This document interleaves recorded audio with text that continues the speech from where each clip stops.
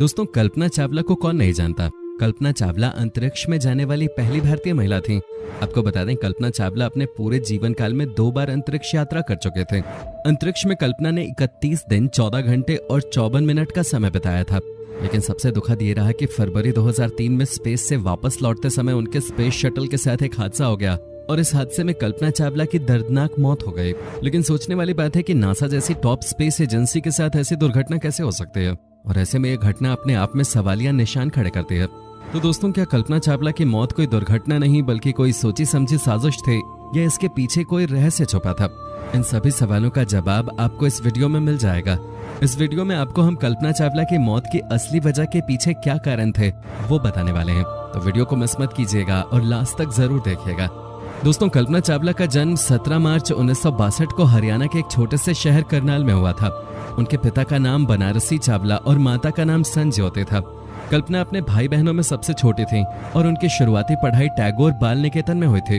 उन्हें बचपन से ही कॉपी पे एरोप्लेन की ड्राइंग बनाना और रात में तारों को देखना पसंद था। उन्होंने पंजाब इंजीनियरिंग कॉलेज से एरोनॉटिकल इंजीनियरिंग में बैचलर की डिग्री हासिल की और 1979 में वो यूएस चली गईं। यूएस में यूनिवर्सिटी ऑफ टेक्सास एलिंगटन से कल्पना ने सन 1984 में एरोस्पेस इंजीनियरिंग में मास्टर ऑफ साइंस की डिग्री प्राप्त की और 1988 में यूनिवर्सिटी ऑफ कोलोराडो एरोस्पेस से इंजीनियरिंग में पीएचडी की डिग्री कंप्लीट की। सन 1988 से कल्पना चावला ने नासा के लिए काम करना शुरू कर दिया था, जिसके बाद अप्रैल 1991 में कल्पना को अमेरिका की नागरिकता भी मिल गई थी। इसके बाद कल्पना का अगला कदम था नासा एस्ट्रोनॉट क्रॉप्स के लिए अप्लाई करना, और दोस्तों मार्च 1995 में कल्पना ने एरोनॉट क्रॉप्स को ज्वाइन कर लिया। नासा ने 1996 में कल्पना को स्पेस में भेजने के लिए सेलेक्ट किया, जिसके बाद 2 मई 1997 को 6 एस्ट्रोनॉट्स का क्रू अंतरिक्ष में जाने के लिए रवाना हुआ। इस ग्रुप में कल्पना चावला भी शामिल थी और दोस्तों ये कल्पना का पहला स्पेस मिशन था। ये उड़ान 2 मई 1997 को स्पेस शटल कोलंबिया से भरी गई थी। अपने पहले मिशन के दौरान कल्पना चावला 15 दिन और 12 घंटे तक स्पेस में रहे थे। इस मिशन में कल्पना चावला मिशन स्पेशलिस्ट और प्राइमरी रोबोटिक ऑपरेटर के रूप में शामिल हुई थी। इस स्पेस मिशन पे कल्पना का काम देखकर उन्हें सन 2000 में दूसरे स्पेस मिशन के लिए भेजने का प्लान किया गया। इस मिशन की लॉन्चिंग डेट 11 जनवरी 2001 तय की गई, लेकिन स्पेस शटल के इंजन फ्लो लाइनर्स में क्रैक आने की वजह से और दूसरी भी कई तरह की टेक्निकल प्रॉब्लम्स आने की वजह से ये मिशन 1-2 बार नहीं बल्कि पूरे 18 बार डिले हुआ। फाइनली 16 जनवरी 2003 को स्पेस शटल कोलंबिया ने कल्पना चावला और 6 दूसरे क्रू मेंबर्स को लेकर उड़ान भरे थे। 16 दिनों तक स्पेस में रहने के बाद जब कल्पना पृथ्वी पर लौट रही थी कि तभी जैसे ही उनके शटल ने पृथ्वी के वायुमंडल में प्रवेश किया, वो देखते ही देखते आग का गोला बन गया और स्पेस शटल और उसमें सवार 7 यात्रियों के शरीर के अवशेष टेक्सास में गिरने लगे। इस हादसे में कल्पना के साथ उनके 6 क्रू मेंबर्स की दर्दनाक मौत हो गई।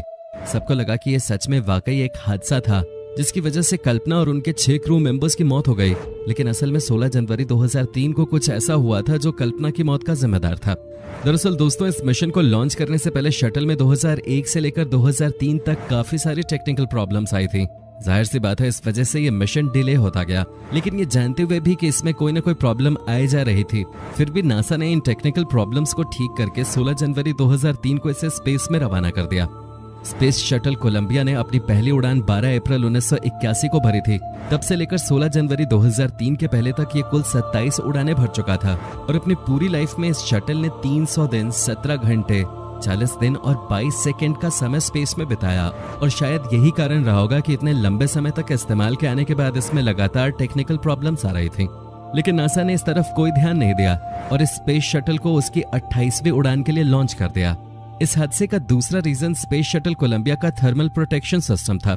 स्पेस शटल कोलंबिया को जब लॉन्च किया गया तो उस वक्त उसके साथ 2 बूस्ट रॉकेट्स और एक एक्सटर्नल फ्यूल टैंक को कनेक्ट किया गया था। शटल के इस फ्यूल टैंक को थर्मल इंसुलिन फोम से पूरी तरह से कवर किया गया था, क्योंकि इस फ्यूल टैंक में फ्यूल को लिक्विड हाइड्रोजन और लिक्विड ऑक्सीजन के रूप में रखा जाता है, जो कि बहुत कम टेम्परेचर पर लिक्विड फॉर्म में रह सकता है। इसलिए जरूरी हो जाता है कि फ्यूल टैंक के अंदर ही हीट ट्रांसफर को रोका जा सके, और इसी वजह से पूरे फ्यूल टैंक को थर्मल इंसुलिन फोम से कवर किया जाता है। इसके अलावा स्पेस शटल पे भी थर्मल प्रोटेक्शन का इस्तेमाल किया जाता है। शटल का थर्मल प्रोटेक्शन सिस्टम या टीपीएस वो बैरियर है जो स्पेस शटल के ऑर्बिटर को पृथ्वी के एटमॉस्फेयर में री एंटर करते समय 1650 डिग्री सेंटीग्रेड तापमान तक हीट से बचाता है। इसके साथ ही साथ ये thermal protection system space shuttle को अंतरिक्ष में हीट और कोल्ड दोनों से बचाता है। टीपीएस पूरे ऑर्बिटर की सतह को कवर करता है। शटल के हर एक पार्ट को पृथ्वी के वातावरण में री एंटर करते समय अलग अलग मात्रा में हीट सहनी पड़ती है और हीट की इसी मात्रा के आधार पर शटल का थर्मल प्रोटेक्शन सिस्टम तैयार किया जाता है। स्पेस शटल के टीपीएस में 7 तरह के मटेरियल को यूज करते हैं जो अलग अलग मात्रा में टेम्परेचर सहन कर सकते हैं। इन 7 मटेरियल में सबसे इम्पोर्टेंट कार्बन पैनल होता है। इनमें एक सबसे इम्पोर्टेंट मटेरियल HRSI या high temperature reusable surface insulin tiles होते हैं। ये टाइल्स स्पेस शटल को 1260 डिग्री सेंटीग्रेड तापमान तक हीट से बचा सकते हैं।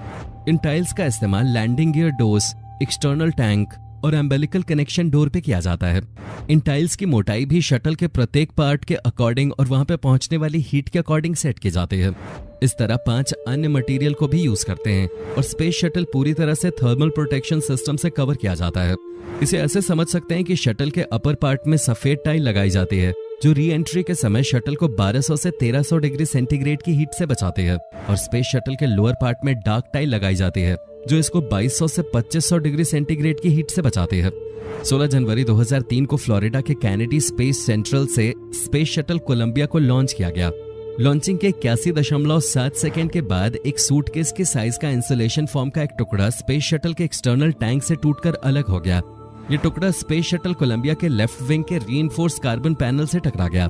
जिस वक्त ये घटना हुई उस वक्त स्पेस शटल 65,600 फीट की ऊंचाई पर था और 740 मीटर प्रति सेकंड की स्पीड से आगे बढ़ रहा था। ये स्पीड इतनी ज्यादा थी कि जब इंसुलेशन फॉर्म का टुकड़ा शटल के लेफ्ट विंग से टकराया तो इसने वहां 6 से 10 इंच डायमीटर वाले होल जितनी लगी थर्मल प्रोटेक्शन टाइल को उखाड़ दिया।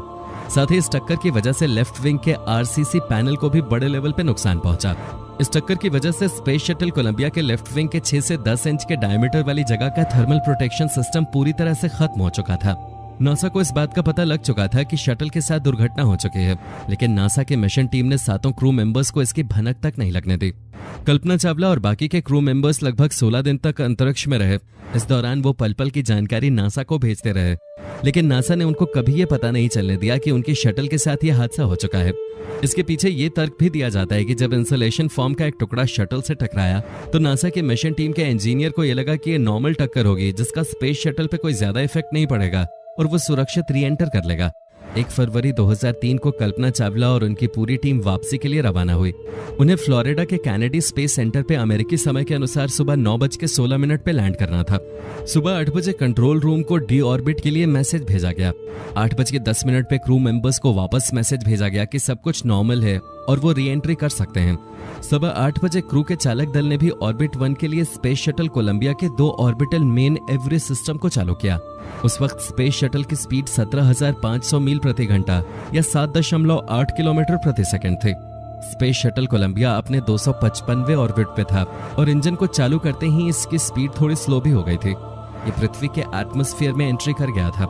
सुबह 8:44 पर स्पेस शटल कोलंबिया पृथ्वी से 120 किलोमीटर ऊपर था और बिल्कुल सही हालत में था। इस समय तापमान घर्षण के कारण इसका टेम्परेचर 1317 डिग्री सेंटीग्रेड तक पहुंच गया था।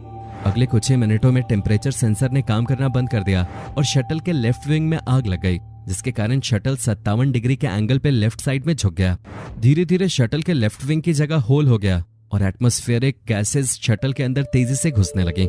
इसकी वजह से स्पेस शटल के अंदर हवा का दबाव बहुत कम हो गया और शायद उस समय सारे क्रू मेंबर्स बेहोश हो गए थे, क्योंकि सब कुछ इतनी जल्दी हुआ कि उन्हें टाइम ही नहीं मिला कि वो स्पेस सूट के हेलमेट को भी बंद कर सके। दोस्तों, अगर आप